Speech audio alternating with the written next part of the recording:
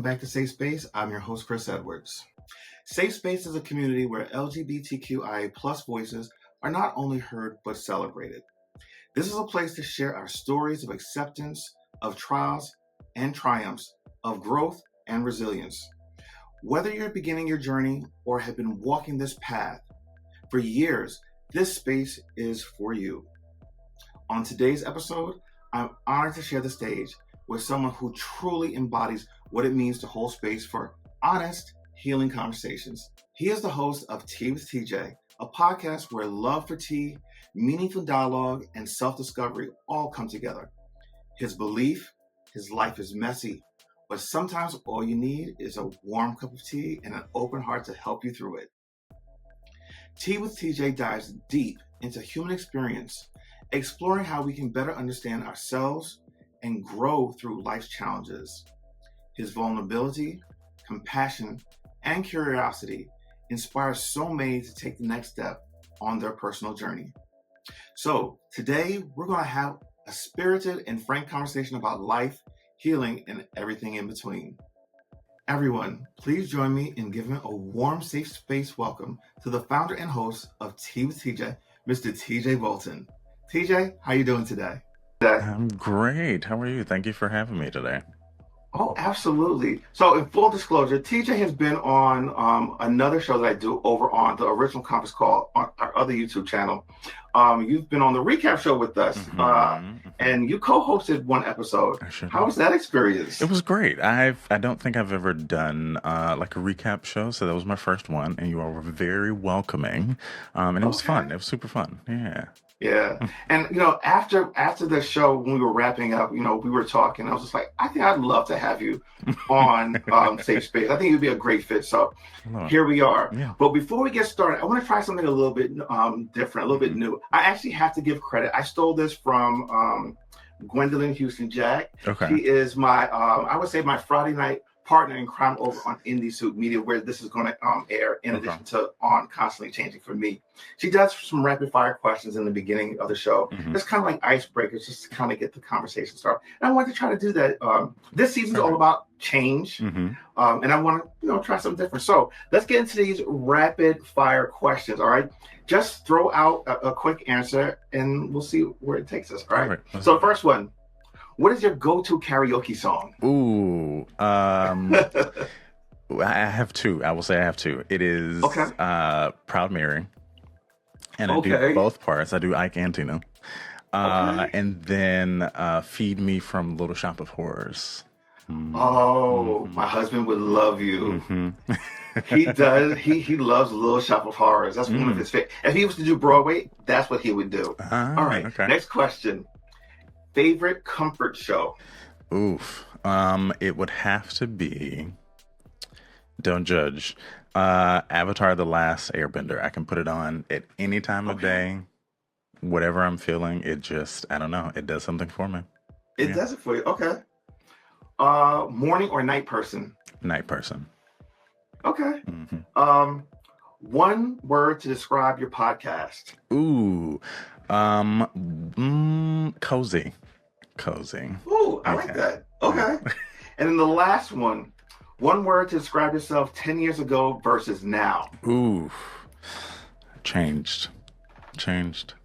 I like that. Yeah. Evolution, change. Yes. All right, so let's dive into it. So one of the things I always like to do when we start off these conversations is to kind of get a little background, and then also just to see where you've started. And it's kind of like a coming of age when you realize that you were unique. I'm not going to say different anymore. I'm going to say unique. Okay. And first of all, even before that, how do you identify? Excuse me. Sorry, I'm still awake because clearly I just said I was not a morning person. I am a polyamorous pansexual male presenting. And it has been a journey to get there, to say the least. Yeah. We'll dive into that a little bit deeper as we get into it. But tell us what your journey has been. Like, when did you discover who you were and your uniqueness? What age? Oof. I think I would probably say, like, going like way back, I would probably say like what grade is that? Maybe like second or third grade. So how old are you then? Like, I don't know. I don't Seven, remember. eight, seven, Seven, eight. eight. Okay.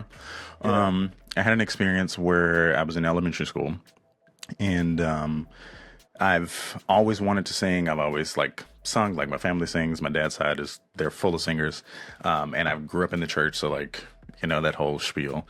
But I remember in my elementary school they were auditioning for the school choir, and the rule was that you were only allowed to be in it if you were in third, fourth, or no, fourth, fifth, or sixth grade.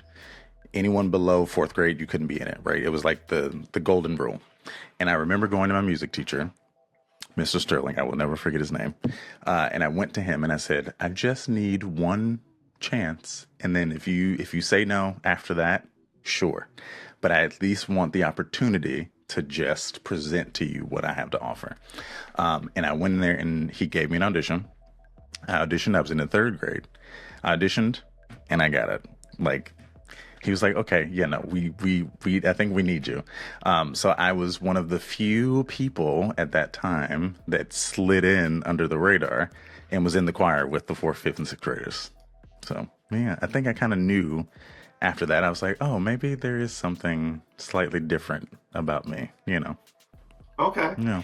And what's that journey been since that early discovery? Because I mean, I think that's a little early, or around the same time most people do. But to know that you're unique, what has that storyline been for you from that age until like adolescence? I mean, I think it's been and not to plug my show, but I think it's been really about self-discovery for me from that moment on, because since that moment of saying yes to myself and saying, okay, I know that I'm worth, this amount, or I know that I'm worth something, even though the world tells me otherwise.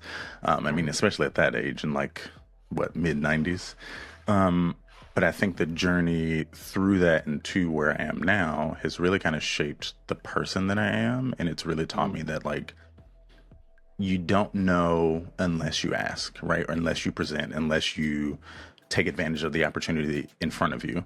Right. And it continue. I mean, even now it continues to shape like how I move through the world, and how I approach things, and how I problem solve.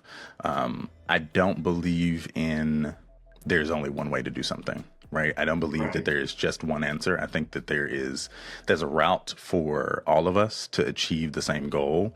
My path may be different than yours, but we can still get to from point A to point B, pretty much. Right. You know. Right. Let me answer this, because you've mentioned you're polyamorous.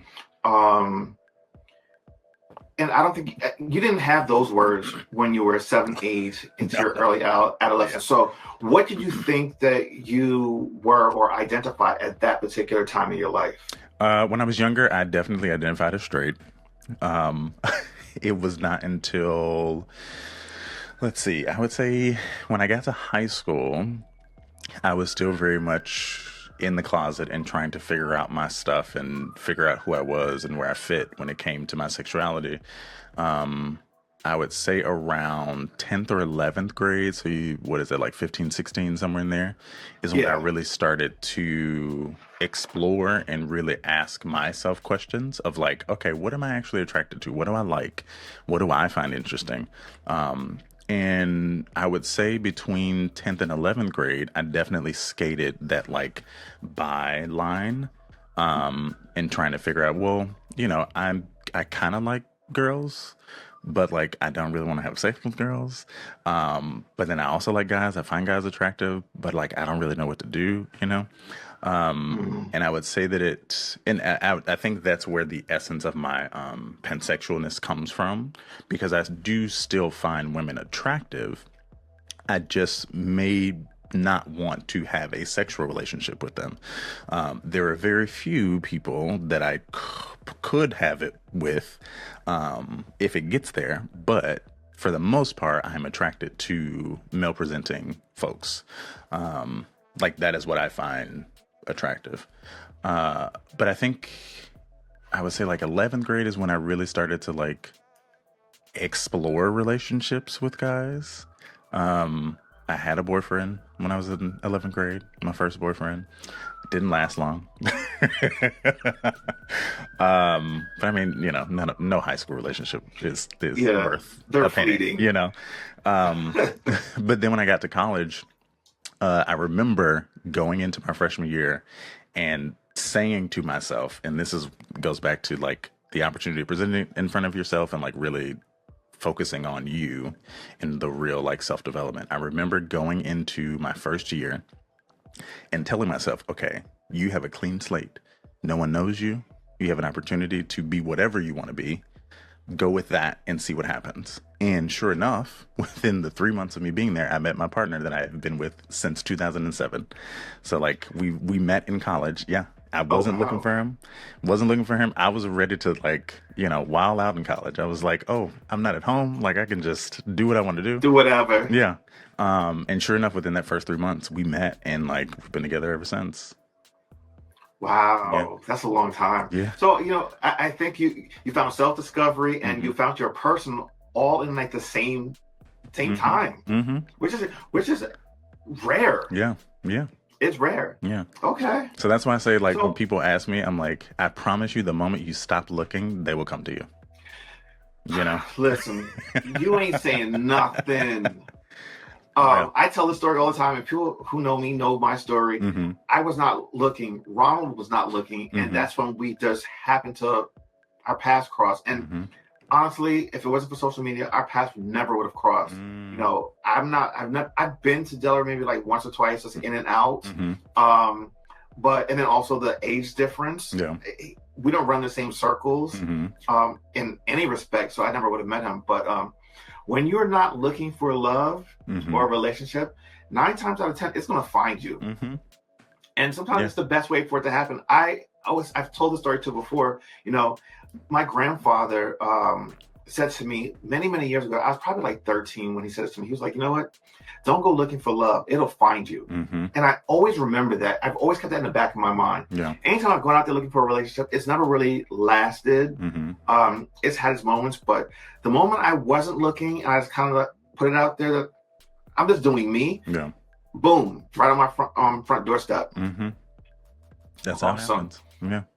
All right, so explain to people, for those that don't know what pansexual is, Mm-hmm. just give a brief overview of what it is to be pansexual. Mm-hmm. So pansexuality essentially is an attraction to people energy, and not to genitalia, right? They're not attracted to what you have. They're attracted to you as an individual.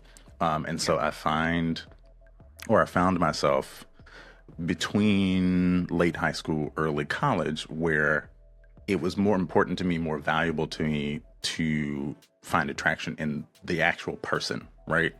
And less about what we could do sexually. And I mean, there's a person, I won't name the person, but there's literally a person out there that we met in high school that legitimately, like, I love this person to death. And like, if things ever shook out, like they could have been number one. I'll say that. Okay. They could have been number one. But our paths just went in different directions. But that's essentially what it is. Okay. Yeah. Yeah. Yeah. All right. And, you said you have an established relationship, almost 20 years going strong. Yeah. So with that being said, you didn't really have to deal with a lot of dating and having to get to know people and then letting people know who you are. Mm-hmm. But I'm sure that let's just step back a little bit. Let's talk about family, because family plays a huge role. Mm-hmm. And then also friends. Mm-hmm. What was that like, letting people in and letting people know, hey, this is who I am, this is how I identify. Mm-hmm. And in addition to that, I know that people tend to understand more when you say, oh, I'm gay, I'm lesbian, or even when you say I'm bisexual. When you say I am a pansexual and I'm poly, people start to say, all right, well, what is all this and what does this mean? Yeah. What was that conversation, say, with parents and friends? Mm-hmm. I will say that conversation has not happened. Okay. It's been much easier to label it as what they know, because both of my parents come from a certain generation. So like, to identify just as gay is much easier for them to digest than to name what I actually am. But even in that, like I grew up down south. I grew up in Tennessee, so like both sides of my family are church folk. Mm-hmm. So it was hard. It was hard for them to digest. And the crazy thing is, I will say this: the crazy thing is that my mom's side of the family took it harder than my dad's side of the family. And I Okay. didn't grow up with both parents, right? Like they got a divorce when I was like 6 or 7 or something. Um, but my dad's side of the family, who is the preacher side, was a lot more accepting than my mom's side of the family. It was crazy. Like that. I That's was interesting. concerned. Yeah, like I was concerned of the flip of that. But it took a while. It took a while for my mom's side to come around. But I think and this speaks to the type of person and human being that I think I am, that it took them a while to come around, but I think I also was able to show them that nothing had changed, right? Just because you now know this piece of information, it doesn't negate all the other pieces of me that you do know to be true, Right. right? Right. And so I would say it took I think about a year until anyone really kind of like started talking to me again, like consistently anyway. Okay. Which was fine. Like, I am also a firm believer that like sometimes people need to take space and time to process, right? Because to to them, I uprooted an idea that they had of me, right? Because they Yeah. knew me from when I was this big. But Yeah. I know this to be true, and I'm sure you and your listeners know this to be true, that like we change, we evolve, we continue to progress through life, right? I would never dare to say that my mother or anyone on that side of the family is the same child that they were than they are now, right? Like so much Absolutely. stuff has happened that has influenced their life and, created them and molded them into the person that I know when I was born, right? So I give them grace in that space, and like during that time obviously it was hard, but like I think I was at a unique moment in time in my life that I was like, I kind of expected this, and that's fair, Yeah. but also I'm gonna continue to live my life because I'm trying to do X, Y, and Z. I'm trying to go on tour. I'm trying to be in a show. Like, I don't have time to stop and process this with you. Now, do you deserve to process this? Absolutely. But I can't afford to do that right now because I have 10 million other things that I'm trying to accomplish in my life. And at that moment in time, I think I was 25 when I came out. I was like, at that moment in time, I'm like, I'm just getting started. Like, I'm just getting started in New York with like seriously auditioning and like trying to pursue this acting career. I don't have time for that. Like, I love y'all, but I don't have time for that. So eventually they came around, and I will tell you this quick short story about my father's side of the family. Take your time. They, they, we all look alike on that side. Like my genes Okay. are strong from that side of the family. Okay. It was wild to me because I had come out to my brother, my half brother, and my cousins maybe like at one of my aunt's weddings. I don't remember the year, but it was probably like 2014, 15, somewhere in there. But I came out to all of them one night. We were drinking and like having fun because we hadn't seen each other in a while. Came out to all of them. They were like, okay, we kind of knew. We were just waiting on you to say something, right? So that was a relief. Fast forward to I think they got married in 2021. My brother got married in 2021. Went to the wedding. My brother and his now wife, but fiance at the time, had already met my partner, right? So they knew him. They invited both of us to the wedding. I wasn't expecting that. I was still prepared because I had not actually had a conversation with anybody on that side of the adults. I had not had a Okay. conversation with anyone. I wasn't expecting for both of us to be there. We got invited to the wedding. So we went, right? We showed up. I was like, at least I know the cousins know, my brother know. Like we gonna see what happened. Sure enough, aunts, my dad, stepmom, open arms. You know what I mean? Like, Mind mind blown. blown. I was not prepared. And I remember we were sitting in the pool, like hanging out. And my stepmom came to me and like said something to me. And I was like, what? Like, how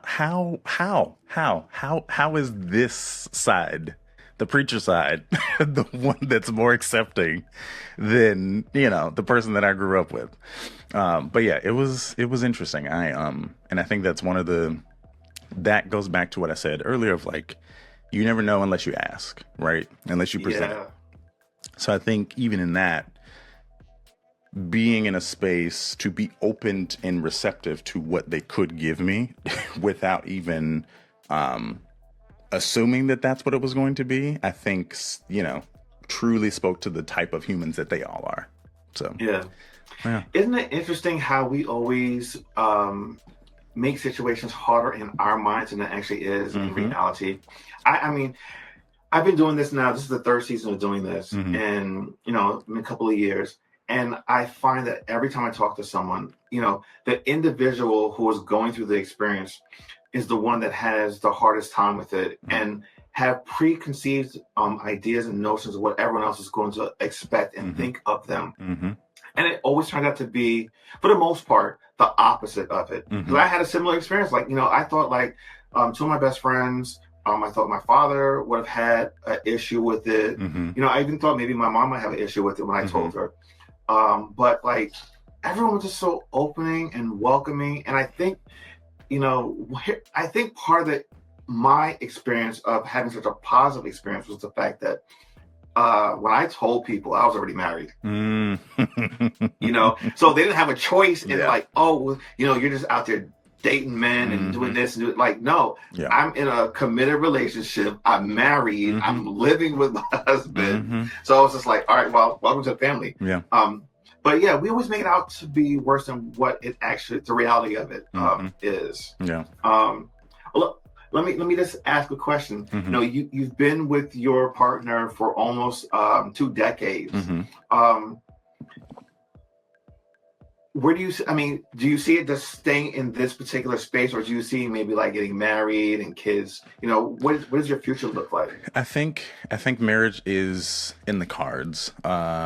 Technically, by common law in New York State, we technically are. Because we've been together so long. But it's definitely in the cards. I think for both of us, because we are creatives, we both have a little bit of ego when it comes to being married, of like, both of us want it to be completely sustainable before we make that decision, because we also understand that like there's a lot more that goes into it outside of love. There are a lot of like financial implications and like taxes and all that kind of stuff, and we don't want to bring each other's debt into the marriage, right? Into that kind of like commitment. So I think that's kind of where we stand. But I remember probably around year 4 of us being together, because again, this was the longest relationship that I had ever had. But around year 4, we had a moment together, like a typical couple disagreement or argument. And because I had not experienced this, right, I was concerned. I was like, I love you. I don't want this to end, right? And I remember him telling me, he was like, you're my person. Like, no matter what happens, I'm not going anywhere. Like, I need you to know that like, yes, I will get angry sometimes and we will have arguments, but like, I'm not going anywhere. And I think that's what solidified for me that like, oh, okay, got it. Like, we're in this. Works. Yeah, like we are in this. And I think that, and I've shared this with him before, that I think because I've been witness to so many other relationships during my childhood that were not successful, right? That like ended in divorce, that, lasted 2 or 3 years or 10 years and then fizzled out. I didn't have a real reference for something that could actually last, right? So to now be in this situation where we're almost 20 years in, I'm like, okay, now I feel comfortable. Now I'm like, okay, like, yeah, no, you're not going anywhere. Like, I'm good. But in the beginning, in the first 4 years, like, hell, even in like year 6, I was like, oh, wait, are we going to make it? But now I'm like, okay, no, like, I now believe that we are actually like, this will be when we grow very old. Like, lifetime, lifetime. Yeah. Ball and chain, as they would say. Yeah. All right. So we've talked about your journey in self-discovery and personal growth. I want to get into more of the creative side and why you created Tea with TJ. So it came out of conversations that I've been having with friends. So in my creative life, I'm a musical theater performer, and I have toured a bunch. I have done regional work. The running joke is that I'm usually never in New York longer than a year until I go away for a year. Uh, and anytime I would come back from a contract or like finish a show, I would meet up with friends that I had not seen in a while, right? Or like we would be doing shows separately and like constantly missing each other. And I would always meet them at like one of my favorite tea shops in the city. And we just sit and have a conversation about life and like check in and catch up. And I remember having a conversation with my friend Justin, who has also started his podcast. It's called the Justing Podcast, so check that out. Okay. But we were having a conversation, and I was like, "Ooh, this should be recorded." Like we just had like a whole like come to Jesus moment, or like a as an Oprah would say, an aha moment. I was like, somebody should, we should share this. And so that kind of started the ball, and I kind of put it in the back of my mind for a while because I was like, when am I going to have time? I don't know anything about doing a podcast. Like, what is that? And it wasn't until, because I'm now in season 4, recording season 4 right now. I think almost 2 summers ago, I sat down one day and was just having these thoughts that I wanted to get out. And initially, I was like, oh, maybe I'll just make this an audio journal for myself, right? Just reflective thoughts and kind of like figuring life things out. And of like, I learned this today. I'm having this cup of tea and I'm like kind of in my mind and like in my head, just really reflecting on all the things that I've been able to accomplish and all this kind of stuff. And so it started, if you go back and listen to season 1, that's where it started. Obviously, with the creative mind and like branding it and really making it into something, it transitioned into a guest type of show. But it has been going pretty well. It's for me, I think the purpose of the show is to speak to 20-year-old me or someone like me. You know what I mean? Okay.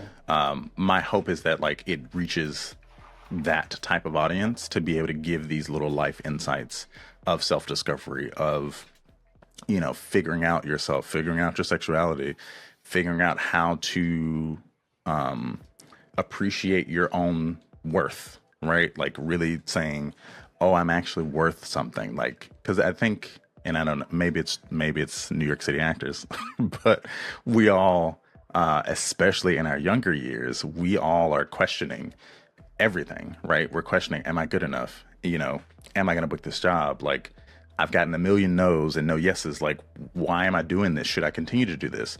And so a lot of those conversations happen with creatives later in their lives that like can speak to, the million no's, the how big. Sorry, of course, That's all right. Apple. It happens. It happens. They can speak to the million no's, and they can speak to why the one yes matters, right? And how that can affect and change and impact your life.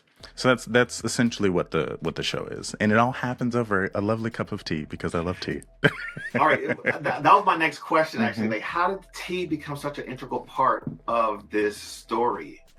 So I've been a tea lover since I was a child.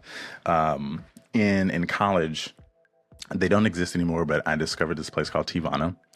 And I had never, like, when I say kid in a candy store, like, I had never experienced a wall of just different types of teas, and my mind was blown. And I immediately spent way too much money and, like, tried a bunch of different things, and, like, my mind was cracked open. So that's kind of where, like, I guess you could say the obsession started with tea. But there's so many, like, unique properties, and, like, there are, like, several different types of tea that come from 2 actual plants. Like the process of the green versus black versus white comes from 2 separate tea plants, and it's all about how they process it in the oxidation process. So that to me is mind blowing because I'm like, how? But this is also why I'm like, these are the moments in life. These are the life moments where I'm like, there's so much magic in the world, and there's so much out there that we can't explain or comprehend. How can you get so many variations from 2 different things, right? Yeah. Like there's a word in that, but we're not gonna go there.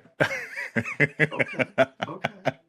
But that kind of like that being at Tivana, experiencing that, understanding that there was a whole world of variables for tea out there, really kind of like opened me up to the idea of collecting and tasting and trying different things.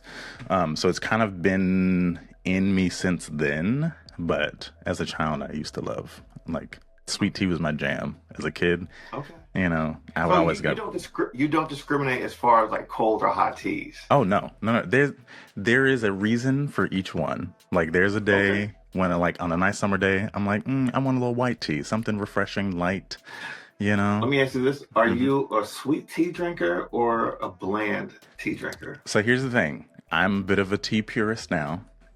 I Okay. occasionally will indulge in a sweet tea, but what I'm going after when I have like my cup of tea, I want the actual flavor of the tea. So Gotcha. I don't put any sweetener in mine anymore. So no sugar, no honey, nothing. Mm-mm. It's just straight. You Mm-hmm. brew your tea and you Mm-hmm. drink it straight. Yeah. Yeah. Okay. Yeah. You're a purist. Yeah. Gotcha.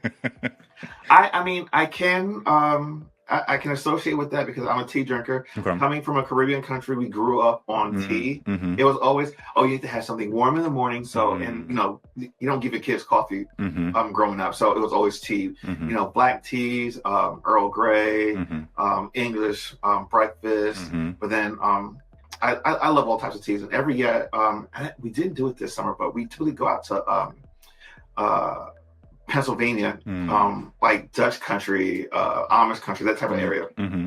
and get like the bagged teas where they grow them and ground them up. So I get like different types, like mango peach, all Okay. different types. I love that stuff. And actually, the other TJ, and who is how we Mm-hmm. got connected, Mm-hmm. he's a big tea drinker also. He brought us some teas the last time he was here, so I've been Oh. drinking that. Yeah, Okay. love tea. I mean, I can drink tea morning, noon, and night. And of course, Same. I do drink coffee, but I prefer a good cup of tea. Same. But anyway, Yeah. It yeah, helps me unwind. yeah. It's one of those things as I pour my cup now. It is one of those things that like legitimately, um, and I don't know when this happened for me, but it has become like meditative in a way. You Okay. know, like it's become like ritualistic and almost like a ceremony for me. So So there are, therapeutic. yeah, yeah, like there are certain teas that I reach for when I'm stressed, when I'm like upset, when I'm tired, when I need to think. There's yeah, yeah. What are some of those teas?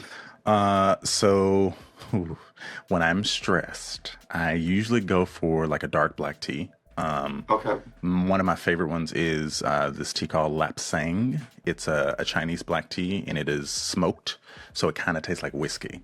Like it has like a Oh, really, yeah, it's really like smoky. That is my go-to when I'm really stressed because I'm like, okay, this will calm me down. okay. When I am like, when I need to think, I usually go for like a green or white tea because I need something that's light enough that gives me a flavor, but doesn't, that's not too hard on the palate. So like the black teas, the oolongs are like a little hard on the palate, like they're a little bitter. They have those tannins, you know, if you drink wine, they give you that puckerness in your like mouth. So the black Mm-hmm. teas kind of do that, especially since I don't drink it with like sweeteners. Um, Right. so when I need to think or like process something, I usually reach for like a green or a white tea. Yeah. Okay. Yeah. Okay. Since we're on Tea with TJ, hmm talk about like the type of guests that you bring on the show and the type of conversations you have for those that aren't familiar with you, and Yeah. hopefully they will be after this and they go and watch and Yeah. listen hmm to Tea with TJ. Yeah. So it's a show for and by creatives. And I think I shared this with you when we talked Monday. I believe that the label creative is not necessarily tied to any specific like artistic skill. I'm a firm believer that I feel like as a creative, we all have a creative bone in our body. Mhm. That could be how you dress, that could be how you talk, that could be how you walk. So for me, when I say the show is for creatives, it's really for everyone. It's for anyone that can think outside of the box and Mhm. can approach life through that type of lens. But we have a lot of actors because so many of my friends are performers, but they all do other things. So we talk about that. Writers, musicians, other podcasters. I have just a little, I don't know when this will come out, but I just did an interview 2 Sundays ago with the owner of this coffee shop around the corner from my place called the Oma Shop. Beautiful black woman. She has a beautiful family, but she's also a designer. So like she started a line when she was, I think she said 17 with her sister. And then fast forward to creating this coffee shop. Like she has designed everything inside of the coffee shop. So nothing has been purchased. She's designed everything down to the chairs. So we had like a lovely conversation in the shop itself. Like we filmed it in the shop, which was amazing. So thank you, Lizzie, if you're watching or if you hear this. But people like that, you know, and I'm still reaching out to folks that I can find that have interesting stories to tell, different perspectives, different things that they've learned along their journey to share with people, because I believe that, like, you know, we all can share our own stories and be a reflection for each other. You know, sometimes the best type of conversation can be some that you find yourself in, right? Yeah, absolutely. Let me ask you, because I find this very interesting. I always like to know how people find and bring on guests to interview, because it's not easy at all. You know, and I'm sure you know this firsthand. Yeah. You know, to get someone to come on your platform, a lot of times these are people that don't normally do this type of thing, where they sit down and do interviews. Like, why would you want to interview me? But, you know, you see something in them that you find unique and interesting. And for me personally, when I'm looking for someone, I'm looking to see if there's something about them that's unique that I feel as though it can be helpful to someone else. Because one, I'm not doing this particular show, this interview style show, just so people can hear me talk. It's really about allowing the person I'm bringing on to share their knowledge, their experiences, their journey, so that people can see themselves in that person who I'm having a conversation with. And how I feel like this format, I look at it as, and I always say this, we're meeting up in a coffee shop or a bar, and we're just having a conversation. You know, we've had a couple conversations since we did our show, the recap show. Oh God, sorry about that. Now I'm doing it. Thanks, Apple. It happens. But you know, having this conversation with you now, like I'm learning so much. I'm so intrigued, and like I have like some kind of like outlines of questions I might want to ask. But as I told you, you know, I really allow the conversation to dictate where it goes. You know, we're like way off of where I thought we would be. And I'm glad we are. I'm glad because this just means that it's a real, authentic conversation. And I'm getting to know you, and everyone else that's listening is getting to understand who you are and what makes you special. And then also just to know, you know, because I come from this with the respects of, this is really for people in the LGBTQIA plus community, to show them that no matter what you do in life, you can have a quote unquote normal life and do some amazing and extraordinary things. It doesn't, you know, you having issues when you're younger and being queer don't have to dictate your life in the future in a negative way. You can have positive experiences. You can have great relationships, find love, be married if you want to, have children, and have a family if you want to. So that's why I love doing this. But like I said, how do you find guests to be on your show? Yeah, it's hard. It is really hard, and I think that's part of the slow rollout for me for season 4. So initially, I reached out to all my friends, right, trying to capture those conversations that we've had in real life. And so a lot of season 1 and season 2 is friends, people that I've worked with, like that I've done shows with. Because I knew going into the podcast space that like you have to keep audiences engaged and listening and wanting to like hear the stories. And so like this is no shade, but I knew that actors could talk, right? Like I knew that I didn't have to coax too much out of them to like get the conversation going. So it was kind of easy for the first 2 seasons. But then when I started to like really go outside of my circle and try to find people that I wanted these interesting stories to be told, and I knew that existed, it was so hard. So like I started looking to Instagram, I started looking to YouTube. One of the guests that I had on, I was actually a fan of their show. His name is Jay the Gentleman. He does Dear Black Gay Men. Okay. And I reached out to him just on a whim. I was not expecting, because his show is fairly big. And at that time, I think he was on an uptick to get to where he is now. But I just on a whim reached out and I was like, hey, would you be okay like being on my show? Like, I love your show, but like I think you have a lot of value and like could really add to the conversation. And immediately he responded and he was like, absolutely. He was like, I was waiting on you. So again, going back to what I said earlier, it's like you don't know unless you ask. Absolutely. And so a lot of people that I have been timid about that I've wanted to reach out to, I've just started with an ask of like, hey, I think you'd be great for this. I would love to have you on. I can't pay you because we're not there yet, but like know that I value you as a person and really want to get your story out. And 9 times out of 10, everyone has said yes. So trying to go through my own social circles, going through social media, I did use what was it called? Matchmaker.fm. I used for a hot second. They have moved to like a paid model, so I don't use it anymore. But they had a program where you could like search their database of like shows and hosts, and you could reach out to people to be a guest on your show. I will say, because similarly to you, my focus was also trying to get people who looked like me on the show.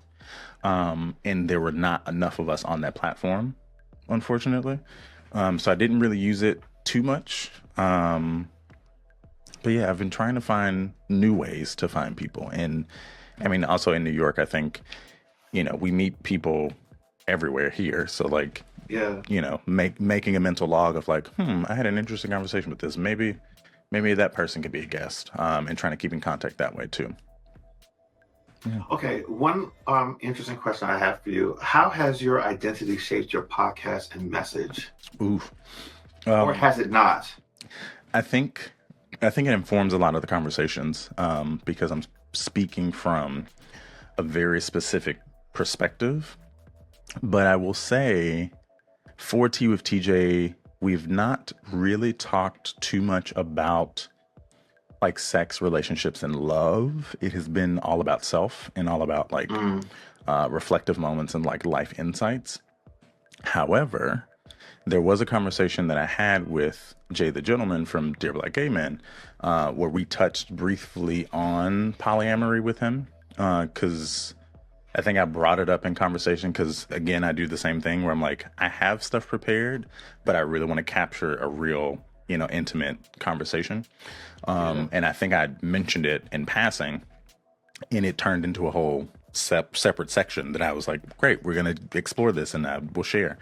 And because of that, someone saw the video on YouTube and reached out to me and was like, I don't have a lot of experiences or like have found a lot of media about Black people, Black males specifically, or, you know, Black gay men speaking about polyamory. I would love to come on your show and have this conversation.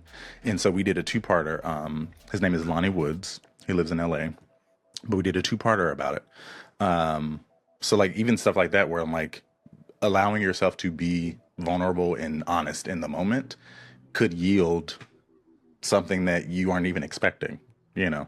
Absolutely. Yeah. Yeah, I mean, I find it to be the truth all the time. And, you know, going back to something you said earlier, I truly believe if you have to be fearless and just say, hey, I'm going to ask this person if they're willing to come on, because I'm a true believer in, you know, if you ask someone to do something and they say no, you have not lost anything. You're in the exact same position you were before you started. Yep. And you will actually surprise yourself how many people will say yes.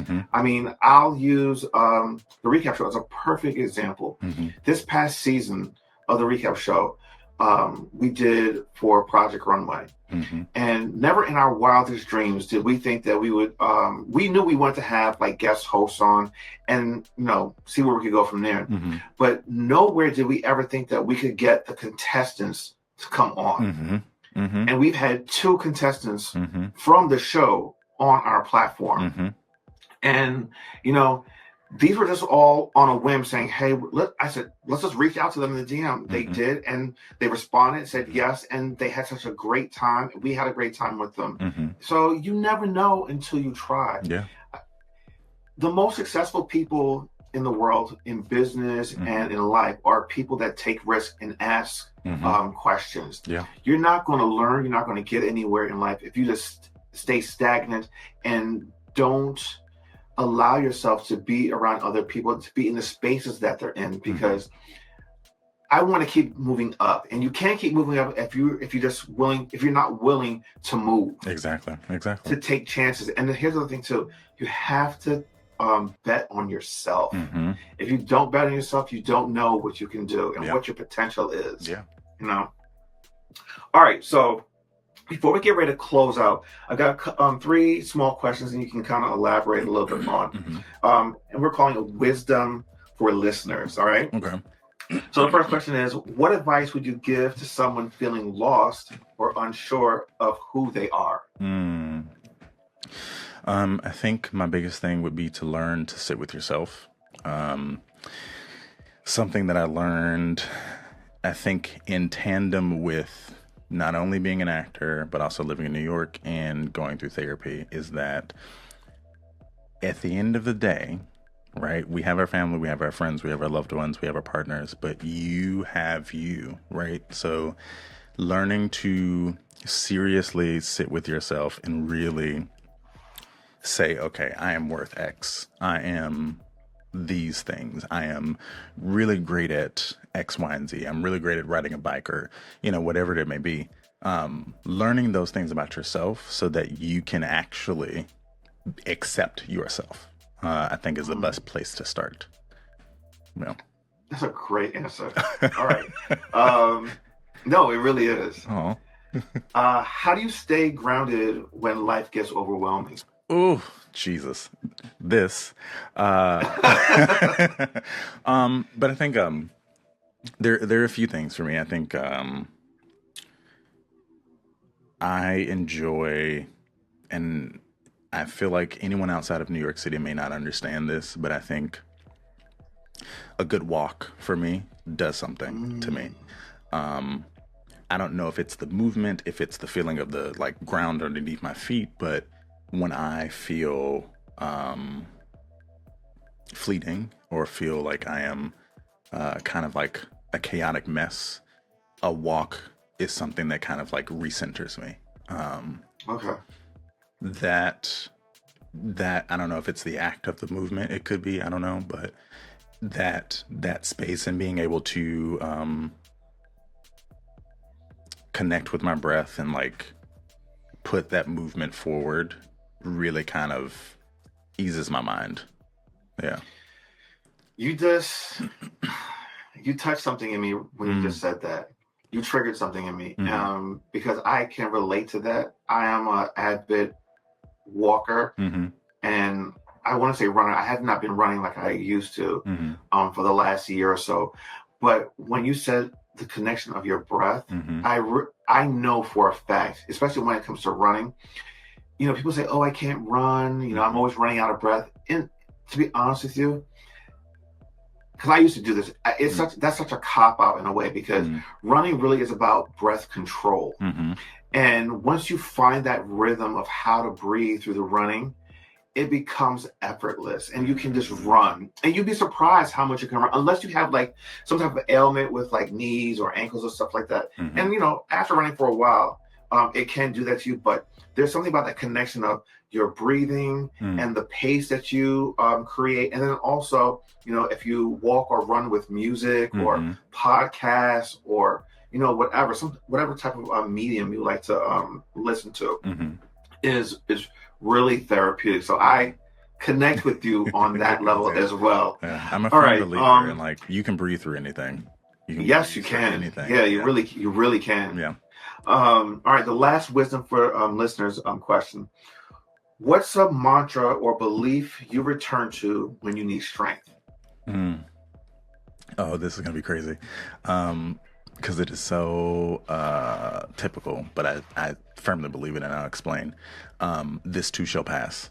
Mm. And I will say this because the first time that I ever started like working out, like years ago, excuse me, I remember thinking to myself, and this is how powerful our minds are, right? I remember thinking to myself, being like, "Oh my God, this is so hard. Like, how am I going to do this? Like, it's only been a minute. It's only been 2 minutes, right?" But at some point in learning how to like do it and like getting into a rhythm, there was something that clicked in me that was like, "Wait a minute, time has to pass no matter what, right? I can't stop it. So let's play with it. Let's engage with it. Let's move with it so that my understanding up here is that, okay, yes, my workout is 45 minutes. 30 minutes of that is treadmill work. The other 30 is lifting weights or whatever. And maybe the treadmill is the hardest part for me, right? Taking each breath, each beat, we like to say beats as an actor, taking each breath, each beat, and engaging with it and allowing the time to move with it instead of me focusing on, oh my God, I've only been moving for 2 minutes, right? And I am a type of person where I'm like, I believe glass half full, right? I've always done that. But that was really the first time where that thought of like this too shall pass kind of settled with me. And it's really how I get through life now, where I'm like, any hard situation, any like traumatic whatever, I'm like, well, here's the thing. I know that at some point it has to move on, right? That's just how time works, right? That's the realist part of my brain that like, I know that every day I'm going to hit noon. At every day I'm going to hit 1 o'clock. At every day I'm going to hit 2 o'clock. So there's an opportunity there for me to accept it and work with it instead of trying to battle this idea of like, oh my God, like fixating on it, right? Yeah. So that's one of the things that I'm like, it has helped a lot up here. I love that. Yeah. I love that. Yeah. All right. So I would be remiss if I didn't touch on this because you've mentioned a couple of times, and I want you to just talk a little bit about it. But you're an actor. Mm-hmm. Talk about your acting background, history, and experiences. Yeah. So I went to school for musical theater in Chicago. Moved. Chi-town. Yeah. Also, I miss that city. It's beautiful. It's a beautiful Old, but it's city. beautiful. Yeah. Been in New York since 2010. I have toured a bunch. I have done regional work. I've done like some voiceover stuff. I've not done much TV and film because I really don't have a passion for it, honestly. But I'm a singer, so I'm a baritone bass is my like vocal range. It's so weird to talk about musical theater because I feel like I talk about it all the time, so I'm trying to find a quicker way. We don't know that. But yeah, so I do musicals. I sing, I act, I don't dance. In that order. Yeah, I don't know. What do you want to know? I'm like, this one is a. Well, no, like is there anything we might have seen you in? Like, throw some names out. I mean, I'm not that big. Like, we're still working up. But show wise, I mean, I will give you my resume. I have done Little Shop of Horrors. I played the plant, the voice of Audrey 2. I have done some children's theater. When I first moved to New York, I did a national tour of Clifford the Big Red Dog. If you remember that book. Yeah. I have done Jesus Christ Superstar. I played Caiaphas. I've done what is the other one? Jesus, Rent. I was a ensemble in Rent. Yes. I'm trying to get my way back to that show, but people are starting to do it again. I've done a lot of new works, so like new plays and musicals in the city. Right before the pandemic, I was working at Disney World as Gil in Finding Nemo the Musical, which is how I got my equity card, which is the union for theater performers. What else? Speaking of which, aren't they? Didn't they just vote to strike? I don't know. I mean, it's been a minute. I don't think so. I feel like they were They were probably trying to decide if the character performers were going to be in the union, because historically they haven't been.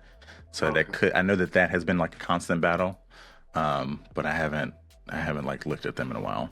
But yeah, I'm trying to think. I'm like going through my mind of like things that I've done. I did a voiceover for California health insurance during the pandemic. You stay busy. Yeah. No, I mean, it's theater is weird. Like being an actor is hard, and you really have to love it. And fortunately and unfortunately, I actually really love it. I love storytelling. I love being on stage. I love singing. And it's not for the money, like. Listen, as creatives, a lot of times it's not for the money. We just love what we love, and we love to do it. And if we can make some dollars off of it, that's a bonus. Yeah. It's crazy. Mm-hmm. TJ, this has been so much fun. I've learned so much about you, and I feel like I just wanted to learn more. But of course, time always is of essence, and we're always limited with time. But before we go, tell people where they can find you. Yeah, so you can find Tea with TJ on all podcast platforms. We're on Instagram, YouTube, and TikTok, and it's at Tea with TJ Podcast. And you can find me. I just changed this, by the way, so I'm going to remember what it was. But my handle is just TJ, TEAJAYY. I was like, that's an interesting handle. And I was like, we're going to change it up. Well, it'll be in the description below. So, we'll make sure to have it for the people. Yeah. But yeah. All right. And I have to say this because I don't know if I mentioned to you before, but you have such a soothing and pleasant voice. You have like that quintessential podcast / radio / TV voice. Thank you. It's actually very soothing. Like I'm feeling very relaxed. Good. And I'm remiss that I did not have my tea with me. Because normally I'm like, when I'm on my lives, whatever, during the week, I have like a cup of tea with me. So, and I missed an opportunity, but That's you know what? That's all right. It's all right. But yeah, thank you guys so much for watching this episode of Safe Space with TJ Bolden. Please like this video, hit the subscribe button, and then also hit the notification button so you can get notified every time a new video drops. We are here on Indie Soup Network and also on Constantly Changing for Me. So until next time, everyone have a great week, and I'll see you around. Goodbye, everybody. Bye TJ. Thanks for watching us here on Indie Soup Media and also on Constantly Changing for Me. Don't forget to like, to subscribe, and hit the notification button. And we'll see you guys here next week.